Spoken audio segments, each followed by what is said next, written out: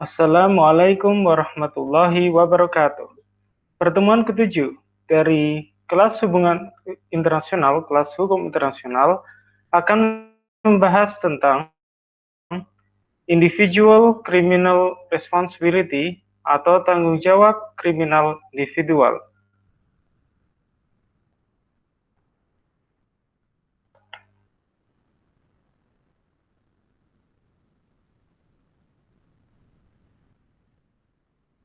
Jika ada seorang individu yang melakukan kejahatan internasional, maka individu tersebut bisa diadili oleh pengadilan internasional jika belum diadili oleh pengadilan nasional. Individual criminal responsibility di dalam hukum internasional adalah gabungan dari traditional international law atau hukum internasional tradisional ditambah dengan approach atau pendekatan-pendekatan baru dalam hukum internasional seperti hukum hak asasi manusia dan hukum kemanusiaan, hukum humaniter. Jadi kejahatan internasional dan hukuman bagi individu yang melakukannya itu melibatkan mekanisme pengadilan dalam negeri maupun nasional. Kita tahu misalnya piracy, perompakan, dan juga slave trading atau perdagangan budak, perbudakan, ini adalah kejahatan yang melanggar aturan hukum internasional. Karena semua negara sepakat bahwa perdagangan budak dan juga perompakan adalah kejahatan. Karena itu, kejahatan semacam ini bisa diadili oleh International Tribunal atau pengadilan internasional atau pengadilan negara manapun. Jadi bisa jadi suatu pengadilan nasional negara atau domestic court memiliki jurisdiksi yang lebih tinggi dalam hal memberi hukuman terhadap pelaku kejahatan internasional. Tentu saja di wilayahnya, seperti misalnya penyiksaan atau kejahatan yang terjadi di luar dari wilayah negara tertentu, atau bisa jadi berdasarkan perjanjian internasional yang memberi izin bagi pengadilan nasional untuk melakukan keputusan pengadilan terhadap tindakan apa yang harus dilakukan untuk menghukum pelaku kejahatan internasional. Jadi asas yang perlu kita pahami adalah double jeopardy. Tidak ada dua kali hukuman bagi satu kali kejahatan. Jadi kalau pelaku kejahatan internasional sudah diadili oleh pengadilan nasional, maka pengadilan internasional tidak bisa mengadilinya. Dan jika pengadilan nasional tidak mau atau tidak mampu untuk mengadili kejahatan internasional, maka bisa dilakukan oleh pengadilan internasional. Jarang sekali kita melihat ada misalnya pejabat-pejabat penting suatu negara yang telah melakukan kejahatan internasional, jarang sekali kita melihat mereka diadili oleh pengadilan nasional, karena pengadilan nasional bisa jadi dimanipulasi oleh pelaku kejahatan internasional tersebut yang kebetulan merupakan kepala pemerintah. Karena itu, disinilah peran pengadilan internasional.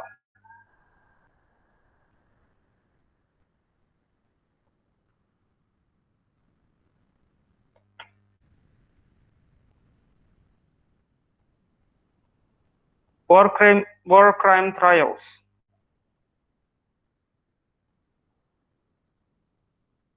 Bisa jadi jika suatu kejadian kejahatan internasional terjadi, maka orang yang dianggap terdakwa atau orang yang dianggap telah melakukan kejahatan internasional bisa memiliki alasan bahwa saya diperintah oleh atasan saya untuk melakukan kejahatan internasional.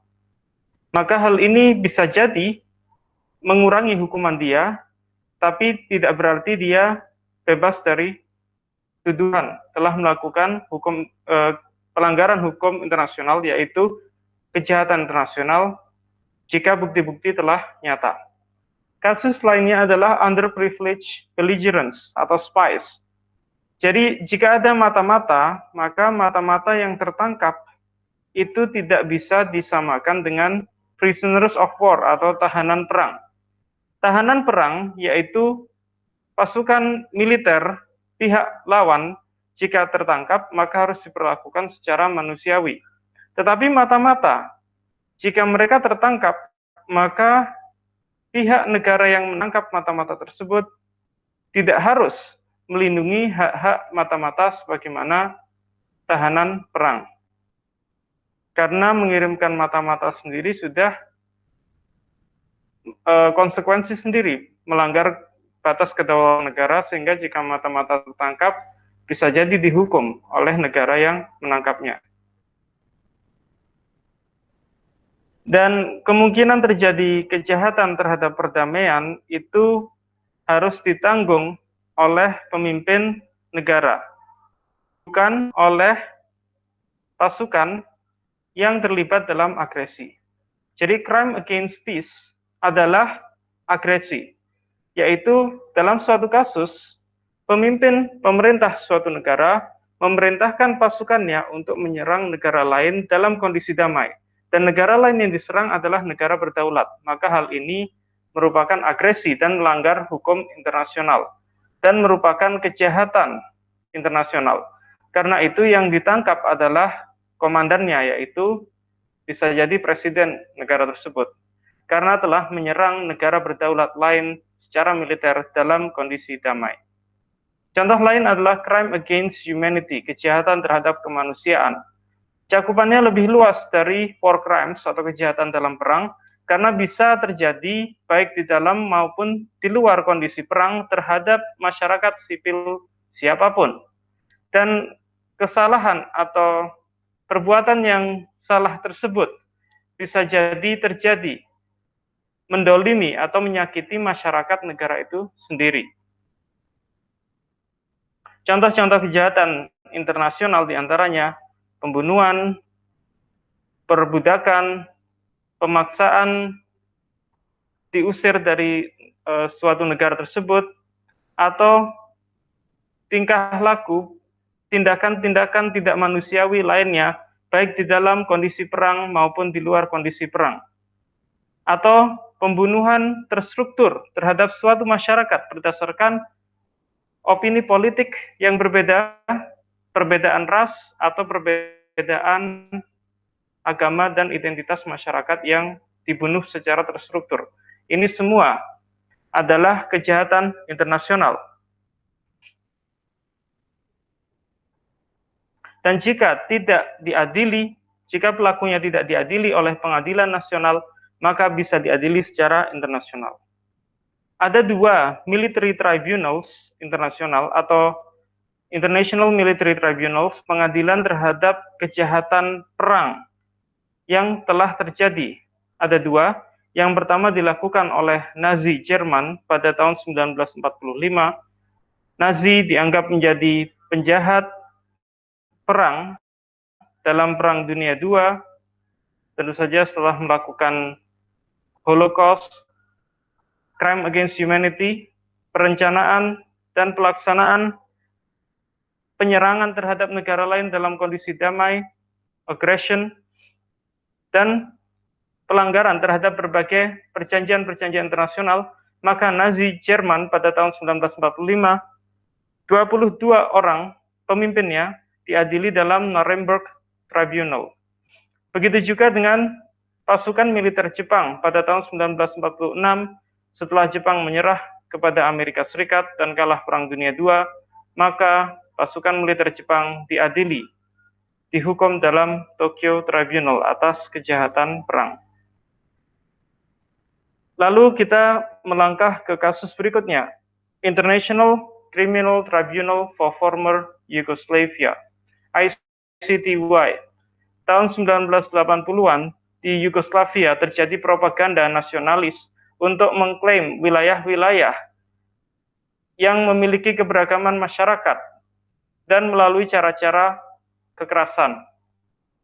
Pada tahun 1990 terjadi Perang Bosnia, di mana ethnic cleansing atau pembasmian etnis itu mulai muncul. Jadi semacam genosida, pembunuhan terstruktur berdasarkan identitas suatu masyarakat yang berusaha dihabisi. Sedangkan media Serbia pada saat itu melaporkan bahwa terjadi berbagai tindakan kejam, tindakan kejahatan terhadap masyarakat non-Serbia.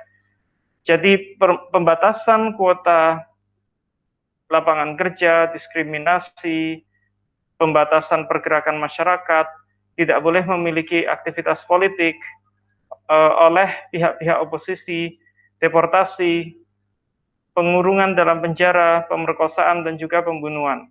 Sehingga PBB memunculkan UN Resolution 827 25 Mei 1993 membentuk suatu pengadilan ad hoc karena pada saat itu belum ada International Criminal Court yang tujuannya adalah untuk mengadili orang-orang, individu-individu yang bertanggung jawab atas terjadinya pelanggaran terhadap hukum humaniter internasional yang terjadi di wilayah mantan Yugoslavia antara 1 Januari 1991 sampai pada tanggal yang ditentukan oleh pengadilan.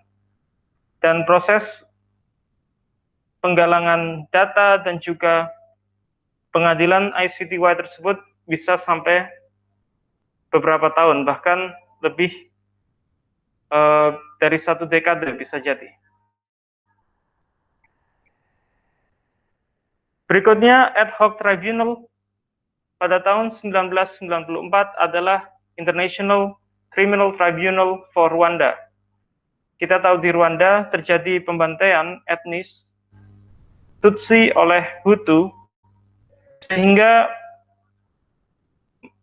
United Nations Security Council memunculkan resolusi 955 pada November 94 untuk mendirikan suatu pengadilan kriminal internasional untuk mengadili orang-orang yang dianggap dan sudah terbukti bertanggung jawab atas pembantaian di Rwanda. Pada tahun 1996, Rwanda Tribunal telah mengumumkan 10 orang yang menjadi dalang dari insiden pembantaian tersebut. Proses Rwanda Tribunal sendiri memiliki 3 chamber, 3 ruang, kantor bagi prosecutor atau pihak yang menghukum, memberikan hukuman, registry, dan sistem dari ICTR tersebut secara teknis mirip dengan ICTY, di mana chambers tersebut, ruang-ruang tersebut memiliki 16 independent permanent judges dari berbagai negara. Independent maksudnya mereka hakim ahli hukum, tidak memiliki kepentingan politik. Dan permanent maksudnya 16 hakim tersebut bekerja sejak awal kasus hingga pengadilan selesai. Karena ad hoc tribunal seperti ini akan ditutup jika kasus sudah selesai. Dan setelah itu dilanjutkan dengan munculnya International Criminal Court. Tidak lagi tribunal yang ad hoc atau hanya dibuat pada saat dibutuhkan dan dibubarkan setelah selesai. International Criminal Court adalah pengadilan permanen dan bukan merupakan hasil dari resolusi PBB, tetapi berdasarkan International Treaty atau perjanjian internasional bernama Rome Statute yang ditandatangani pada 17 Juli 1998 atau diajukan pada saat itu berisi 128 pasal. 120 negara mendukung ICC, tetapi mendukung Rome Statute, tetapi 7 negara menolak, yaitu Amerika, China, Irak, Israel, Libya, Qatar, dan Yemen. 21 negara abstain. Dan pada 1 Juli 2002, ICC disahkan dan mulai diberlakukan berdasarkan Rome Statute. Jadi tujuan ICC didirikan adalah untuk mengadili mereka yang dituduh melakukan pelanggaran kriminal internasional, tetapi mereka berusaha keluar atau berusaha melarikan diri dari pengadilan nasional maka mereka tidak lagi bisa lari dari pengadilan nasional karena mereka akan menghadapi hukuman internasional. Dan tujuan ICC adalah complementary jurisdiction. Prioritas utama pemberian hukuman terhadap kejahatan internasional terhadap pelakunya dilakukan oleh pengadilan nasional. Dan jika pengadilan nasional tidak mau atau tidak mampu melakukannya, maka ICC bisa mengadili. Personal jurisdiction. Jadi yang diadili adalah individu-individu yang melakukan atau mendalangi kejahatan pelanggaran terhadap hukum internasional, kejahatan internasional. Contoh beberapa laporan orang-orang yang dilaporkan ke ICC, diantaranya LRA di Uganda, Joseph Kony, dan juga ada kejahatan-kejahatan terhadap pelanggaran hukum internasional di Kongo tahun 2002 hingga 2003 di Central African Republic dan lain-lain. Bisa dilihat di list ICC.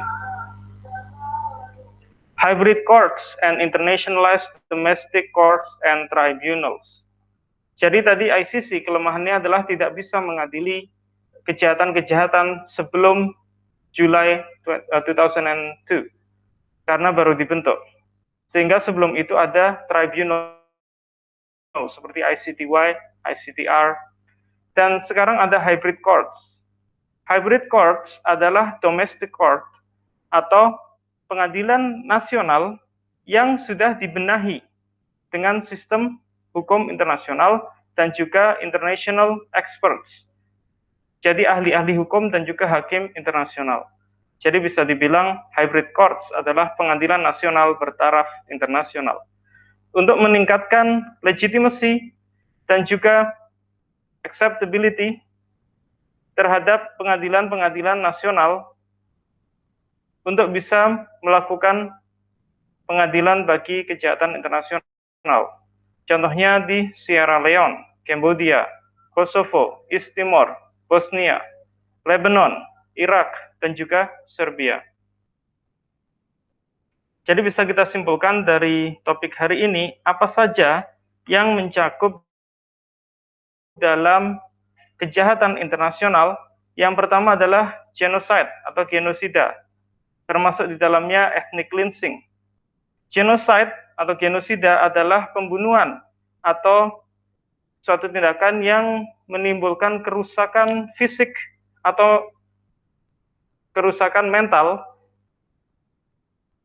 atau mencegah kelahiran atau secara paksa mentransfer anak-anak dari satu kelompok ke kelompok lain dengan tujuan menghancurkan sebagian atau keseluruhan dari masyarakat beridentitas nasional, etnis, ras, atau agama tertentu. Tapi genocide itu adalah melakukan pemusnahan terhadap masyarakat dengan identitas tertentu seperti national, ethnical, racial, religious group dengan cara membunuh mereka. Tetapi ethnic cleansing tidak harus dengan cara pembunuhan. Yang penting berusaha menghapuskan masyarakat tersebut. Jadi ini adalah kejahatan internasional. Yang kedua, war crimes atau kejahatan yang terjadi dalam perang. Willful killing, membunuh secara sengaja, menyiksa, menimbulkan kerusakan terhadap tubuh atau kesehatan atau properti tertentu. Memaksa tahanan perang untuk membantu pasukan musuh menghadapi pasukannya sendiri. Dan juga melucuti hak tahanan untuk mendapatkan hak untuk melalui proses pengadilan. Jadi menghukum tahanan tanpa melalui proses pengadilan adalah kejahatan perang. Deportasi, pengusiran secara paksa, dan juga menjadikan masyarakat sipil sebagai tahanan. Crime against humanity, kejahatan terhadap kemanusiaan, pembunuhan, extermination, pembunuhan secara sistematis, perbudakan, deportasi, pengurungan dalam penjara, penyiksaan, pemerkosaan, atau pembunuhan terstruktur, persecution lainnya, menghukum secara paksa berdasarkan perbedaan identitas politik, ras, agama, atau perlakuan-perlakuan tindakan yang tidak manusiawi lainnya. Dan yang keempat adalah agresi atau crime against peace. Mendeklarasikan perang terhadap negara lain yang berdaulat dalam kondisi damai tanpa mengumumkan perang adalah pelanggaran terhadap perjanjian-perjanjian internasional. Demikian presentasi hari ini. Terima kasih telah mengikuti. Assalamualaikum warahmatullahi wabarakatuh.